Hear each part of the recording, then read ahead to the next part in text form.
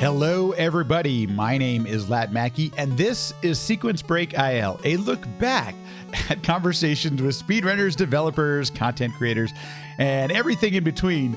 And if you've listened to the podcast for any amount of time, you're probably pretty aware and familiar that I'm a big fan of charity marathons and what I like to call gaming for good. And I think one of the early ones, this might have even been the first person I had on specifically to talk about some sort of charity aspect to speedrunning. And that is SuperMCGamer. And we talk all about Zeldathon. This one was recorded back in January of 2020. And I kind of remember setting up the interview like maybe towards the tail end of December. So this was very early on. This is episode 11, and you're probably going to be able to tell by my voice, the microphone, the look of the video. I'm still trying to find my even to this day. I'm still trying to find my voice and how to approach a podcast. I get pretty excited pretty easily when it comes to chatting speedrunning, as you probably have noticed if you listen to any of these episodes. So it's I rush through some things. Like I just hear it, and I sometimes think, I'm like, oh my gosh, calm down, Matt. Take a break. It's all good. You're doing what you do. But when you're in the moment and in the heat of things, especially talking with somebody who I admired so much and still do today, you'll notice I sound a little excited. So just try to remember that and notice even today, I cringe a little bit, but I think the conversation is still so worth it to share again. So this is the middle of August 2022 right now as I'm recording this intro. And Zeldathon, the most recent Zeldathon, just wrapped up a few weeks ago, and they are still firing on all cylinders. If you're not familiar with the Zeldathon charity marathon, they play through all of the Zelda games in the series, and it's 6 or 7 days. I'm not even sure. It feels like it goes on a whole week, and it's not necessarily a speedrunning event. In fact, I don't even know if they feature much speedrunning. They do a little bit. Actually, I saw Supersonic on there, but they're all about putting on a good presentation and entertaining performance, and with the hopes that we all donate, support, volunteer, somehow support the charity that the event is hosting that day, that week.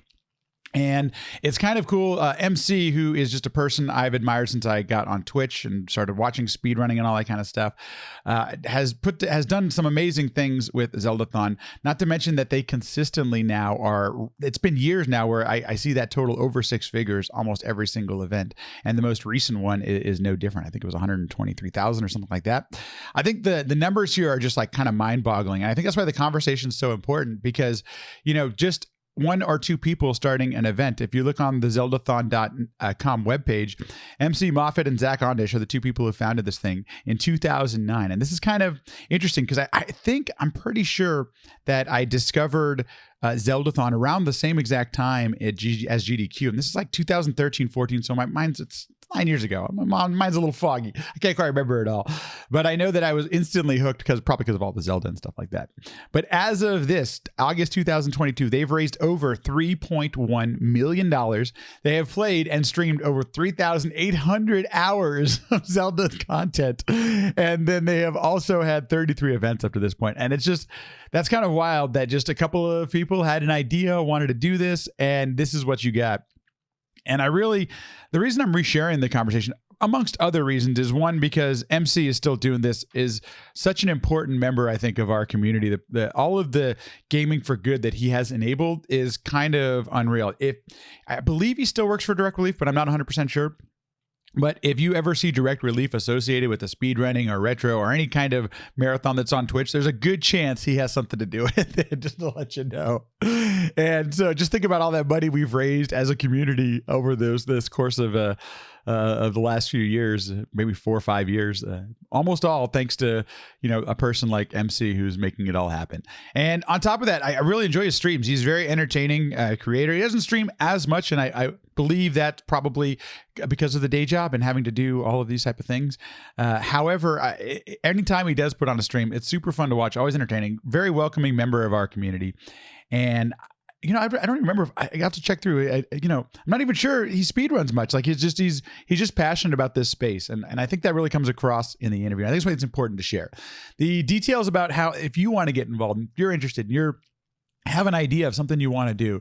I think this is a great conversation to just spark that hey, that next step you might need to take. So if that's at all interesting to you, hope you enjoy. I mean, now let's see, Zeldathon is over 13 years old. Holy cow, that's kind of crazy. So I hope you enjoy the conversation as much as I did and still think back about it. At some point, I got to have MC back on because I think, we've seen the tools and things like that start to evolve, and it might be time to do an update on this one. So anyway, I hope you enjoy some Zeldathon history and a chat with SuperMCGamer. Enjoy.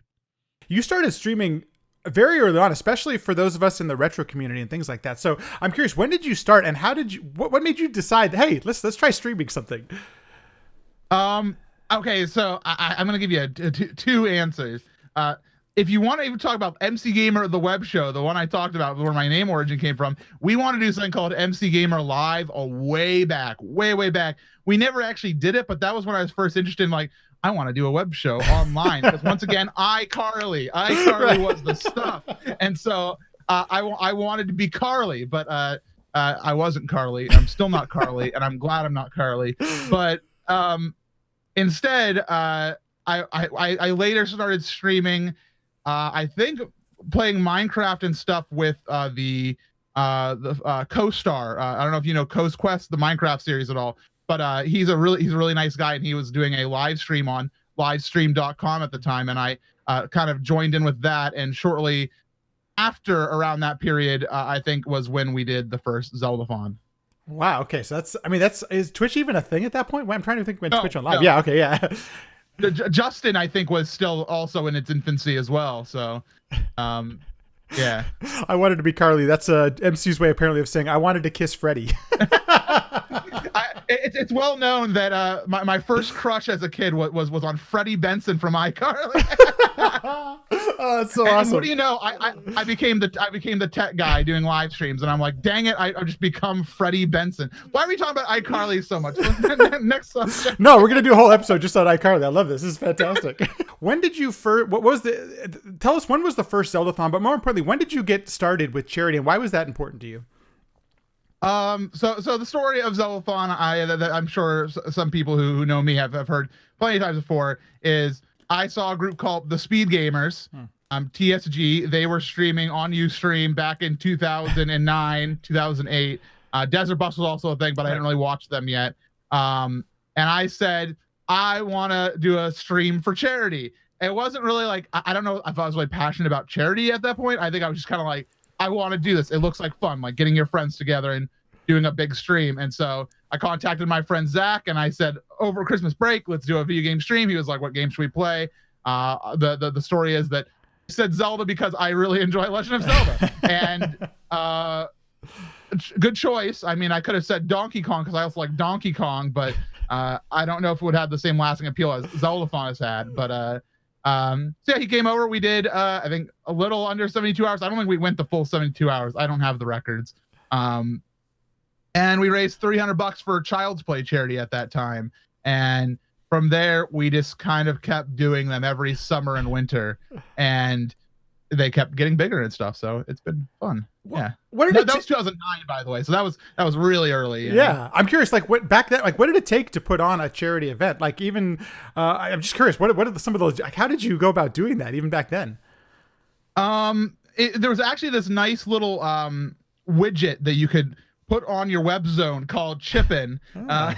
And it was just a little button that it's essentially like the PayPal button that we have nowadays. And it even used PayPal. It was just like, put in a PayPal address you want to forward money to, and we'll keep track of how much money is put through the button. That's all it was. And so luckily things like Child's Play charity, they were on like the forefront of people raising online. So they said, hey, here's our PayPal email address. Just plug it into your Chippin plugin and you're good to go. And so that's why we did that. Some charities, even today, are reluctant to like get into online fundraising, like with gaming and stuff, with like Twitch, because they don't necessarily understand that, that there's a thing. When somebody calls up saying, give me your PayPal email address, it might not be like anything nefarious. It's probably for something cool, like, Zeldathon or another event, In like outside of gaming, had you done anything like charitable before you went down the road of Zeldathon? I don't think so. No, not to my knowledge. I think my family may have volunteered at a soup kitchen from time to time, but nothing that like I was like my choice or nothing that I distinctly remember. No, not really. So the reason I ask is because I've worked in the nonprofit world now for about 15 years or so, and I continue to work in the nonprofit world. And the way that the Zeldathon is run nowadays, it does so many things right as far as accepting donations and the way it acts as a charitable or a event. And I wonder, did you have any help along the way to set some of these things up? Like, how did you get to where you are today with Zeldathon? Oof, so that's a big question. But if we want to talk about like specifically the charity side of things, because a lot of people, there's a lot of easy missteps you can make when you're setting up a charity stream. Mm-hmm. Like, remember when I said get that PayPal email address from the charity? Some people will like, here's my PayPal email address. I promise at the end of stream I'm going to donate to the charity. There's 1,000 things wrong with that. First of all, like the tax implications. And so early on we learned about contacting the charities, talk to them about what we do, and also making sure that when you ask a charity like, hey, we're going to fundraise for you, not just how do we get the money to you, but how do we talk about you? Like when we go to a charity like Direct Relief, who I work for now, we say what are you currently raising for? And right now I can say the Puerto Rico earthquakes, Australia wildfires, and in the Philippines. And like that's where natural disasters have hit. That's good information to have on hand when you are, doing a charity fundraiser. We've had like things happen and Zeldathons happen, it's like somewhere around like when a natural disaster happens. And one of the first questions we get in from people in the chat is, what is this charity doing to help this situation? And it's something that's really good to have on hand. So I think one of the biggest things we had to learn over time is not only being responsible with how the donations are handled, and being transparent with it, but also telling people what their money is going towards and how is that powerful, Yeah, I mean, obviously, I'm a big fan of Direct Relief, and especially what has been done over the last couple of years with so many events supporting what they do. But I love the fact that you educate us as well at the time, because I think that is so important. Like, we know what our money's going for when it's donated, and I, as a donor, I really appreciate it. I think that's wonderful. It's like, it's good to see the dollars being implemented. Do you ever have like a goal in mind when you set out to do a Zeldathon, like a certain amount of money you want to raise or anything like that? Oh yeah, no, absolutely. That's a good question, because obviously, in our heads it's like we want to raise more than the last Zeldathon is an easy thing to say, but it's not always reasonable. So we set reasonable expectations on ourselves. Like $150,000 for Zeldathon nowadays is not an unreasonable goal. It's a thing that we can almost guarantee to hit at this point, But it really is on the donors and on the people who watch the stream too, if they're feeling generous that day. So I think a Zeldathon could raise 100,000, 150,000. It could raise 250K. We don't really know until we start. And, as long as we're doing our job about being entertaining, putting on a good production, and just showing up and advertising correctly, that's all we can do. It's on the people who have their pocketbooks at home that might want to open them up for charity. That's all it can be, Thanks everyone for listening and watching. If you're enjoying the podcast, please feel free, subscribe, leave a comment, all that stuff people say at the end of a video. It honestly all goes a long way to help the podcast. Thank you so much. If you want to join us on Discord, we chat mostly about food, but occasionally we do talk about the stuff that's in the podcast.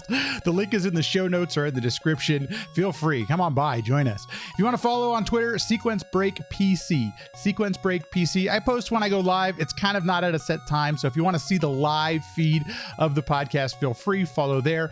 And finally, if you want to email, podcast@sequencebreakpodcast.com. Sequencebreakpodcast.com is also where you can find the backlog of all of the episodes. It's also on YouTube as well, so feel free, join in, have some fun. Thank you so much. I will see ya in the next one.